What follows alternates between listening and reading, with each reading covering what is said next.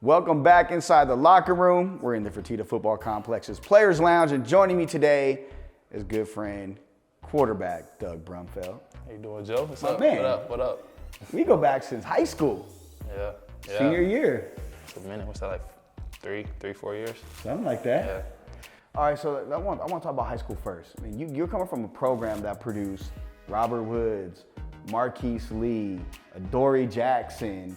Who am I forgetting? Tate. I mean, you got a bunch of dudes that came there. What's it like going to a program with that, and what kind of pressure does that put on you? I mean, like, going to Sarah, like, it's kind of like a commitment when you go there. Like, you don't just pick to go there because it's a school. It's like you going there because you want to make it out. Like, you see guys go there and do it before you. So when you pick Sarah, it's like, I want to go to Sarah because I know I can get out of there. Like, there's schools in LA you can go to and you can be the best guy in the world there and never get a look.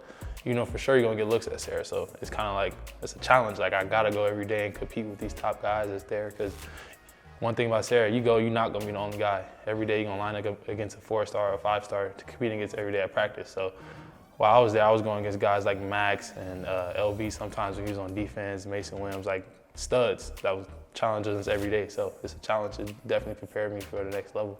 And then when you come here, you know, you had to split some time initially with Max Gillum, and then last year with JG and eventually Cam. And in high school, you did the same thing with Malik. Like, so did they think that prepared you a little bit when you came here for that? Yeah, definitely. Even my first initial varsity play, my sophomore year, I went into that season the second string. The guy ahead of me, he got hurt around week 4, which is crazy because that same game I ended up starting receiver because we had 2 guys get like injured, so I ended up starting receiver that game. By the 4th quarter, I was playing quarterback, and I feel like, you know, just that at Sarah, just going through stuff like that at Sarah kind of prepared me for just sudden change or adversity in college, you know. My freshman year, I really didn't play until week 6 or 7, so it was kind of like, you know, getting the fire, just thrown in the fire, now you got to play. So it's just really preparation for sudden change.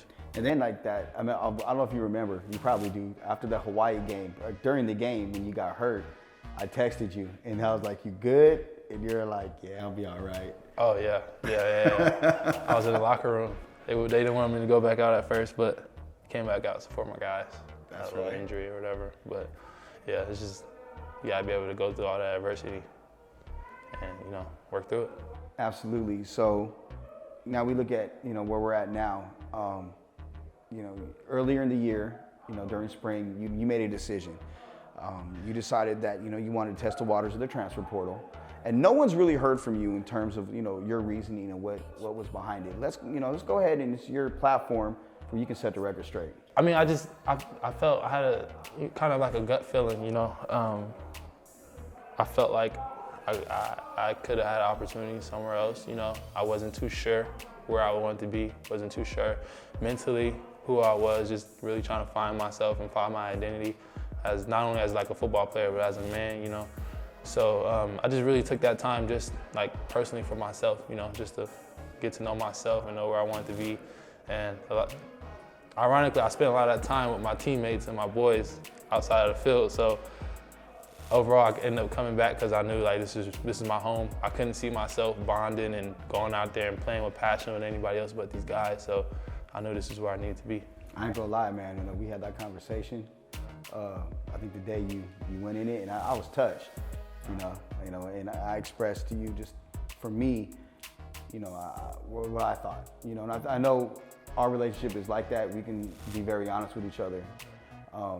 And when you came back and you gave me the heads up, you're gonna stand a smile I had, and I told you made the right decision. Yeah. When you came back, what was the reception like with your teammates?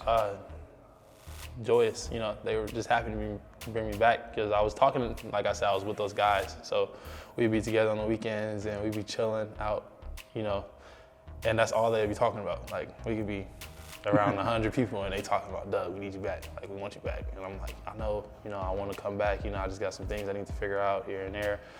But, you know, like, it's definitely an option, you know, and overall I ended up picking the option to come back because I couldn't. It was really Ricky Johnson, actually, our corner. Ricky wouldn't leave me alone. Every time Ricky see me, he'd be like, come on, Doug, I need you back, bro. Like, Ricky, he'd be like, you supposed to go for Heisman, bro. you my Heisman. I need you back every day. So just end up coming back. Little birdie told me Ricky also whipped you at Madden. Ricky who? Ricky who? Doug is Ricky a who? self-proclaimed king of Madden. I'm untouched in Madden. I might get beaten 2K here and there, but Madden is football. People play Madden, I play football when I play Madden. So I'm not losing too many people. Man, so let's talk about this year. Man. You got off to a hot start. Idaho State, you played the first half in one play. You threw for 365, 4 touchdowns, missed four completions. Mm-hmm. Going into that game, how confident were you? First of all, you knew you were a starter way ahead of that, correct? Yeah, not way ahead, but I kind of had a feel for it, just going into the weeks that I was the guy. I felt like I should be the guy, so I prepared as I was the guy, I still would prepare that way if I wasn't, but, I kind of took a different, approach to it. And then going into that game, you were supremely confident, you kind of knew what you were going to do. How did you feel going into that game and then during that game to be in that type of a rhythm? Yeah, so during camp and our game week, I really wasn't too much focusing on the opponent as much as myself. I'm just trying to be, I know if I go out there as the best version of myself that we're gonna have a great game, When a lot of people get caught up in who they're playing and their defenses and everything, but if you go out and execute your plays, the coach is gonna put you in the right spot, Just go out there and execute what they put out there for you. So there's a play that we talked about privately. We talked about last night. Oh, yeah. Yeah, so it was second possession after the turnover, after AJ's pick, third down play down towards the red zone, and you try to force the ball in between 3 guys to Jeff Weimer, and you had Aiden in the flat. But talk about what you did in that, even though I know looking back at film, yeah. where you probably should have done differently, but talk about what you did adjustment-wise for that play to look the way it did. So I don't want to get into too many details because, it's part of our game plans every other week. But basically, if we see a certain coverage, we check a certain route to our running back. And I checked that route because I seen the coverage and I still didn't go to it. I seen it, I seen what they were doing, and something just didn't click in my head to do it. But as soon as I didn't do it, I knew, I was like, why didn't you just trust what you saw? But, small mistakes, we get over them. Yes, we do.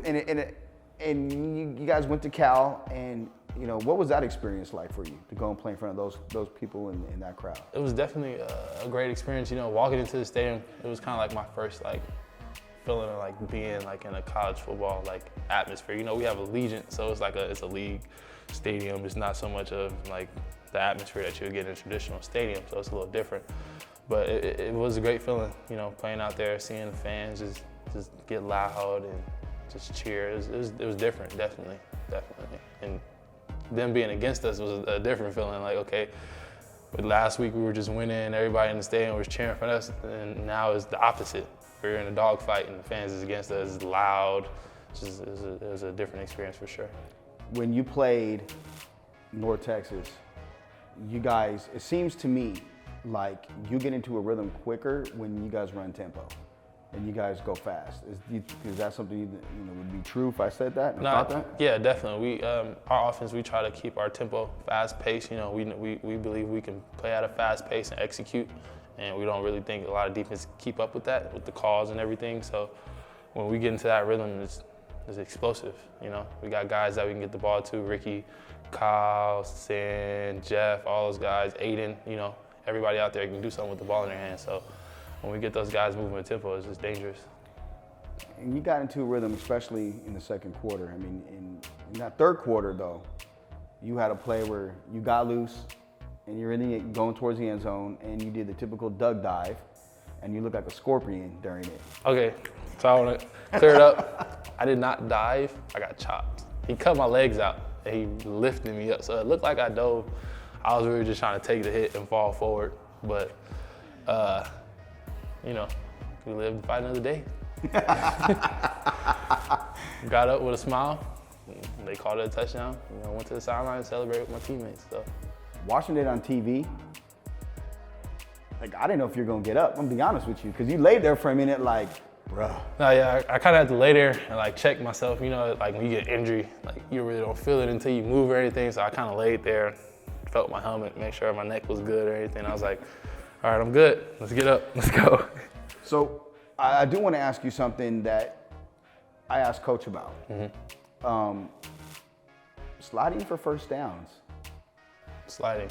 Sliding has never really been like a thing. It's new to me. Sliding is new to me. So it's really like it's a gray area where there was. It's clear now. I know how to do it now, but there was a gray area of knowing when to slide and when to fall forward, you know, when to just fight for the extra yard. So, you know, we had a few situations last week where, you know, I may have slid short a few times, may have not, you know, that's depending on the refs. But, you know, we got them situated now, so.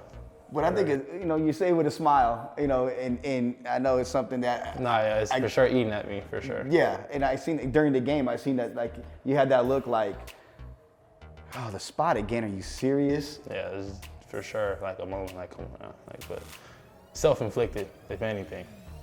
So one thing I do see a lot, every game you're improving. Like, I know Idaho State, the numbers were just outrageous, and you set the bar extremely high.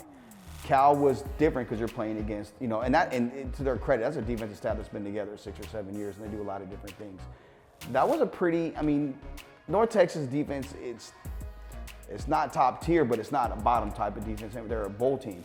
But every week you're improving. Do you see your improvement? Yeah, definitely. Just every week after the game, we get in Sundays and Mondays and get in the film room and just go over what the mistakes we made on Saturday, correct them, see how we can learn from them. And then Monday we get in there, you know, it's our off day. We don't have coaches.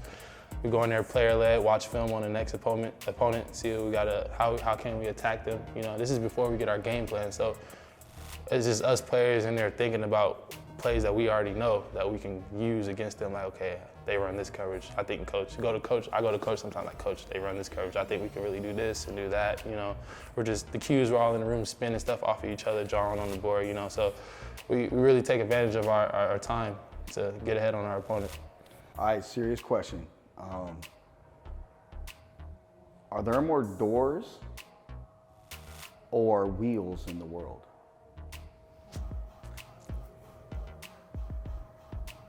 Doors. Like, what kind of wheels? I mean, they got wheels of cars, wheels on ping pong tables, wheels that are inside of doors that open up. I'll say wheels, because there's a lot of like mechanical things that like move, and like drawers and stuff that have wheels on them. What about cabinets? Because they're also kind of a door. Yeah, but some cabinets have like wheels. But there's 4 doors in the car. There's like how many doors are in the house? There's 4 doors in the car. That is correct. And you could count. There's 4 wheels too. You can count trunks and hoods. See, that's not a door. Those are like latches, if anything, or a hatch. Okay. You can't count those. Okay. What if you were a DJ? What would your DJ name be?